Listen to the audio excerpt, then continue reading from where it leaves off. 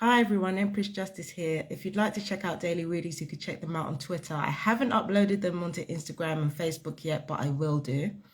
Um, Also, if you'd like to check out June 2022 readings, you can check them out on Empress Justice Tarot YouTube. You can also check out the full moon and Jester reading, even though we're past full moon now. You can check that out on Empress Justice Tarot YouTube as well. There will be a new moon reading next week. So stay tuned for that. It will either be on the 20th or the 21st of June, just before the summer solstice. So yeah, the new moon will be in Ardra on the 28th. So yeah, that's something to watch out for. Now, there's something that I've got to talk to you guys about. And I shouldn't put this in public because that's something that could be used against me later. But I have to be really, really honest about this. Now, I got a phone call this morning from the medical center that my GP is at, and they told me that I missed an appointment for the 8th of June. And to my imagination, I'm like, what? I wasn't notified. What the fuck is going on here? So I called around and I called East Brighton as well, and I said, well, what fucking appointment was this? I didn't receive any notification. But check it. This came for me in the post. And when I look back, I distinctly remember seeing this letter and looking at it and thinking, yep, I'll be there. But I didn't show up because I didn't remember. I genuinely didn't remember. And because of that, I'm thinking to myself, okay, it's a good thing I have everything recorded. It's a good thing that I have everything noted down, because otherwise I would have missed this. Right?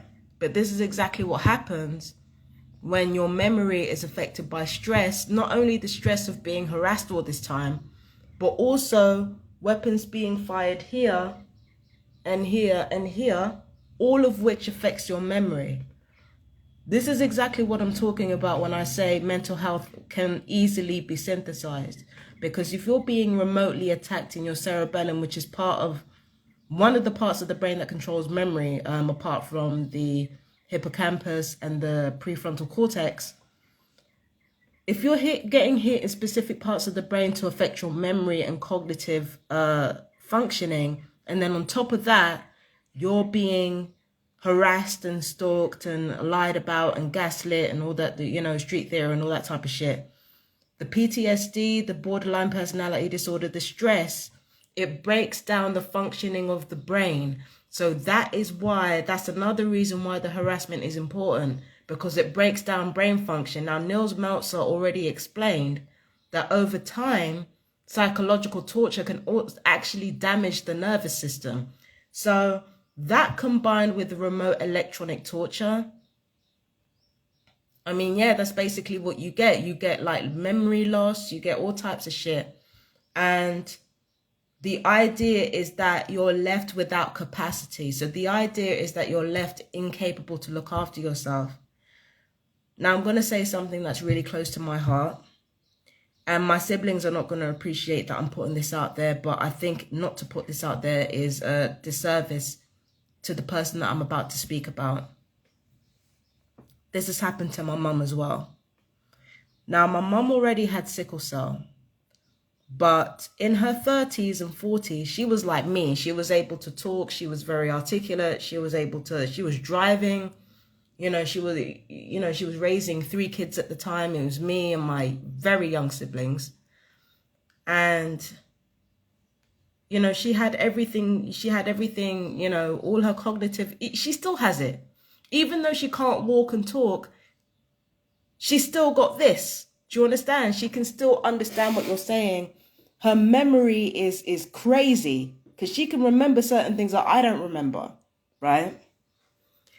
But she was like me in her 30s and 40s. She was able to talk. And she had kids as well. And she had sickle cell. But the thing with her is that she used to get these occasions where her eyes would be burning. Now, she was led to believe that it was a curse, but it wasn't a curse. It was electronic weaponry. So my mother had been targeted as well, on top of the fact that she had sickle cell, on top of the fact that she had been in 2 long-term relationships in which she was very unhappy and very stressed out. And on top of that, she had 4 children that she couldn't really look after like that. She couldn't really look after them. And then on top of that, she was close with her family, but she didn't have like the best relationship with them. So it's like all of these things amalgamated together. And over time, it deteriorated her nervous system. And then on top of that, you have to remember all about the drugs she was on, the blood transfusions and stuff like that. All of that affected her brain her cognitive function and her memory. And eventually it affected her speech. It affected her ability to move around. It affected her ability to do things. Now, the thing with sickle cell is that in the first place, it's a hardcore illness. It's genetic. It tends to be genetic. It's a hardcore illness, and it's basically an illness where not enough oxygen is getting to the blood. So even without all of this going on, she still would have had problems at this part of her life. She still would have done, because there are other people younger than her who functioned better than she did. I don't know if they were targets or not. They probably were, because, again, MI5 had all black families followed at one point. So they could have been targets. But there were people who seemed to be healthier than my mum, who had died earlier than she did. So even sickle cell by itself, hell of an illness to deal with. But imagine having sickle cell and being fired on with this electronic weaponry and having to deal with possible handlers. Like I said, my siblings would not be pleased if I was talking about this shit. Having to deal with possible handlers in her life. I'm not going to say who those people are or this person is. But having to deal with possible handlers in her life. And then on top of that, all the other stuff, she was being harassed as well. She's being harassed and financially abused and all the rest of it. And I feel like this abuse, which she suffered since she was a kid, by the way, she went through a lot of abuse from the age of a child, on top of everything else. Not from her family, but like from other people around her.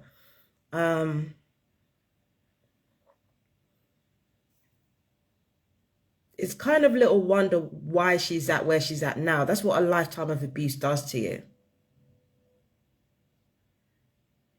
So I'm not the only person this has happened to. I look at my life and I look at all the symptoms that I've gone through, memory loss, not being able to spell certain words. I used to be able to spell with absolutely no problems. That's the result of a lifetime of abuse, a lifetime of electronic weapons being fired on you, a lifetime of drugs.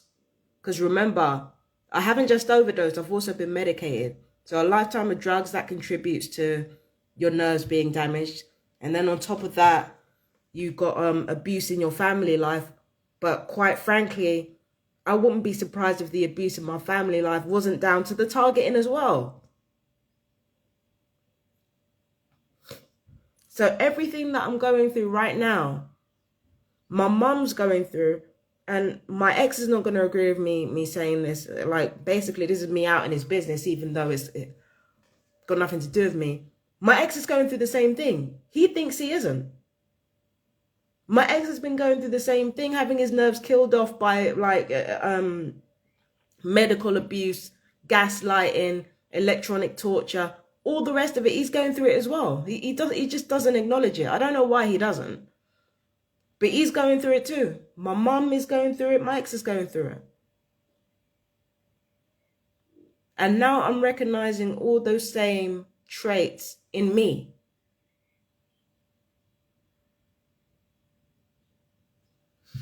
I had a dream when I was a teenager that there was a naughty list or something like that. And there were these groups of people sitting around. I'll never forget it. There were these groups of people sitting around, and there was this. It felt as if it was a room full of adults that were maybe conducting an investigation. And there was this whiteboard. There was this whiteboard right in front of us. And it had my mum's name, my mum and her maiden name. And it had my name underneath. Both of those names were written in black. And there were a whole other names, or all other names besides us. I can't remember which names they were. My mum's name was highlighted in pink highlighter or red highlighter, which meant she was a high priority target, right? But my name was in yellow. So my name was like a less prioritized, you know, I was a less prioritized target in comparison to my mum. So I think this has been going on for a long, long time, like before me. Like I said before, my aunt, before my cousin was even born, because remember, I'm 37 years old. My cousin is 40. And before she was even born, one of my relatives was recruited, you know, somebody attempted to recruit one of my relatives into the Freemasonry. Do you understand what I'm saying? So, yeah, this has been going on a long, long, long time. And right now, if I'm having memory loss to the point where short-term memory is going and shit like that, again, all of these things can be painted as dementia or paranoid schizophrenia, or like, again, the effects of reactive abuse over time. The traits of reactive abuse are always used to come up with some bullshit diagnoses in order to maintain the status quo and keep people under control.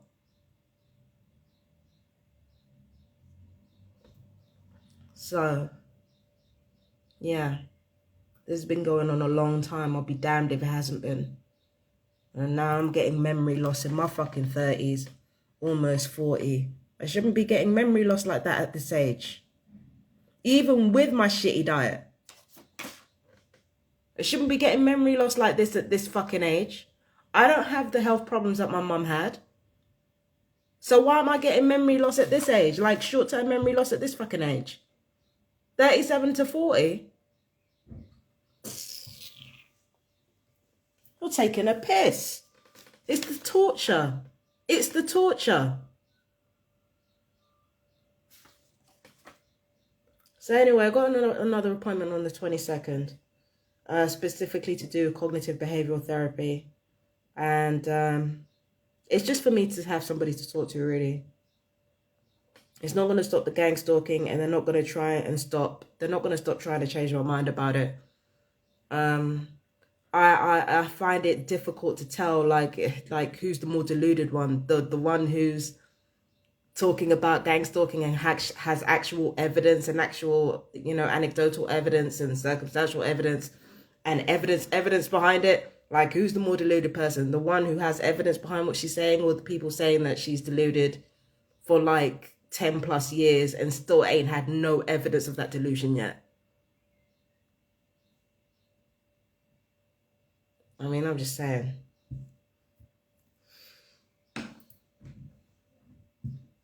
So, I've got to go. This turned out to be a lot more important than I thought it was going to be, but I'm going to leave it there. I love you guys very much, my fellow TIs. Stay strong. I know you can do it. I love you so much. Peace and blessings. Bye-bye.